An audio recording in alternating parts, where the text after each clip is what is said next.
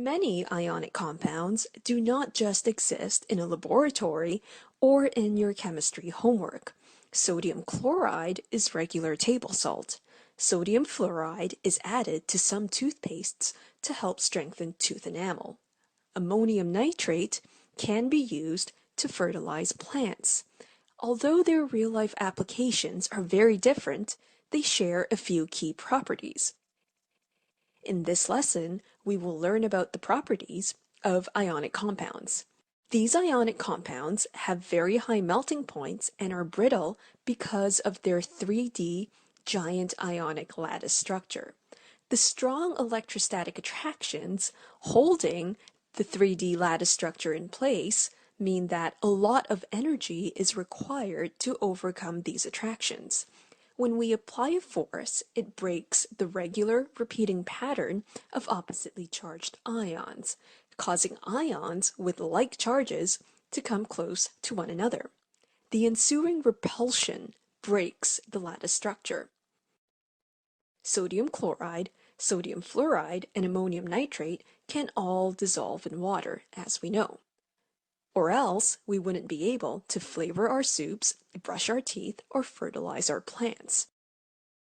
Most ionic compounds are soluble in water. In water, an ionic compound can dissociate into its ions. So when we dissolve sodium chloride, it will dissociate into sodium and chloride ions. These ions become stabilized in water due to the polar nature of water. As you can see, the sodium ions are stabilized by the negative dipole of water, and the chloride ions are stabilized by the positive dipoles of water. This solvation stabilizes the free-floating ions.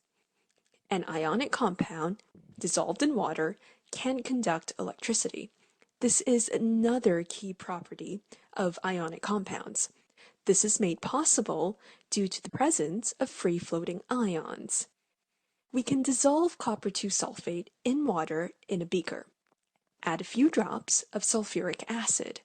Place a strip of copper and a strip of zinc into the solution. These will act as electrodes. Using 2 alligator clips, connect one strip to one end of the mini light bulb and another strip to the other end to complete the circuit. You will see that the light bulb lights up. Hence, the solution conducts electricity. Following on the same idea, molten ionic compounds can also conduct electricity.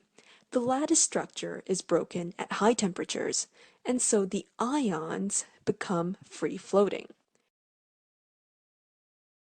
In summary, ionic compounds have high melting points, are brittle, and can conduct electricity when dissolved in water or molten due to the presence of free-floating ions.